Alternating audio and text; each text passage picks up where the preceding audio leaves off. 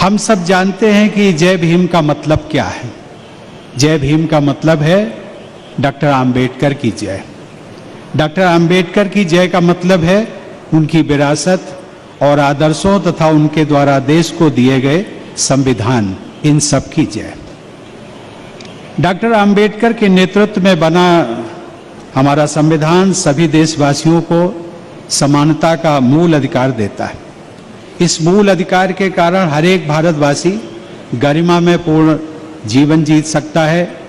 इसी संविधान द्वारा दिया गया दूसरा बहुत ही महत्वपूर्ण अधिकार है प्रत्येक व्यक्ति को मिला हुआ मतदान का अधिकार, अर्थात वोट देने का अधिकार, जो कि हमारे लोकतंत्र का आधार है। देश के गरीब, पिछड़े और वंचित वर्गों के लिए इन दोनों अधिकारों का विशेष महत्व है। यही संविधान हमें शिक्षा का अधिकार भी देता है। नागरिकों को मिले सभी अधिकारों का समुचित उपयोग करने के लिए शिक्षा का होना बहुत जरूरी है। बाबा साहब के अनुसार मनुष्य के हर प्रकार के विकास के लिए शिक्षा एक आधारभूत जरूरत होती है। इसलिए उन्होंने इन वर्गों को जो नारा दिया था, जिसमें कहा गया था कि शिक्षित बनो, संगठित रहो और संघर्ष करो, उसमें भी हम सब देखते हैं कि बाबा साहब ने शिक्षा को ही प्राथमिकता दी थी। बाबा साहब के मुताबिक शिक्षा का अर्थ केवल किताबी ज्ञान तक ही सीमित नहीं होना था। उनका कहना था कि शिक्षा मनुष्य की प्रगति की कसौटी है। मित्रों, बाबा साहब के जीवन के बारे में जानकर सभी को, खासकर युवाओं को, बहुत प्रेरणा मिलती है। कदम कदम पर अभाव, अपमान और अड़चनों का सामना करते हुए वंचित समाज के एक बालक ने दुनिया के सबसे सम्मानित विश्वविद्यालयों में असाधारण विद्यार्थी के रूप में सम्मान अर्जित किया था। जब वे केवल 27 वर्ष के थे तब उनका एक महत्वपूर्ण लेख प्रकाशित हुआ था, जिसका नाम था small holdings in India and their remedy.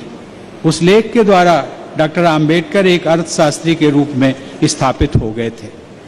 बाबा साहब के जीवन का एक और महत्वपूर्ण पहलू यह है कि उन्होंने अपने सार्वजनिक जीवन में सदैव अहिंसा और करुणा का मार्ग चुना।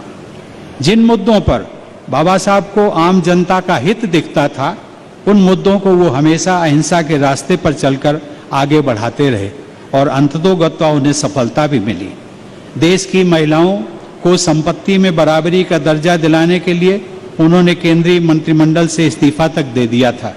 उन्होंने समाज के कमजोर वर्गों, अनुसूचित जाति, अनुसूचित जनजाति और पिछड़ों के कल्याण की बात की, लेकिन इस सब के लिए उनका रास्ता हमेशा अहिंसात्मक ही रहा। संवाद के द्वारा, चर्चा के द्वारा लोगों के सामने अपनी बात रखकर वे सहमति बनाते थे, क्योंकि बाबा साहब का मानना था कि यह देश अपना है, यहाँ के सब लोग अपने हैं और समाज के कमजोर वर्गों को न्याय दिलाने हेतु जो भी करना है वह सब सदैव अहिंसात्मक तरीकों से ही व्यापक हित में हासिल किया जा सकता है, ताकि समाज में हमेशा सौहार्द का वातावरण बना रहे। संविधान सभा में दिए गए अपने अंतिम भाषण में बाबा साहब ने कहा था कि अब हमारे पास विरोध व्यक्त करने के संवैधानिक तरीके मौजूद हैं, इसलिए हमें अराजकता से बचना चाहिए। देश की हर समस्या के बारे में, चाहे वह समस्या समाज के किसी भी वर्ग से संबंधित हो, उन सभी विचारों में वे सदैव महात्मा गौतम बुद्ध के उपदेशों का, विशेष रूप से अहिंसा एवं करुणा का अक्षरशः पालन करते रहे। बाबा साहब बहुआयामी व्यक्तित्व के धनी थे।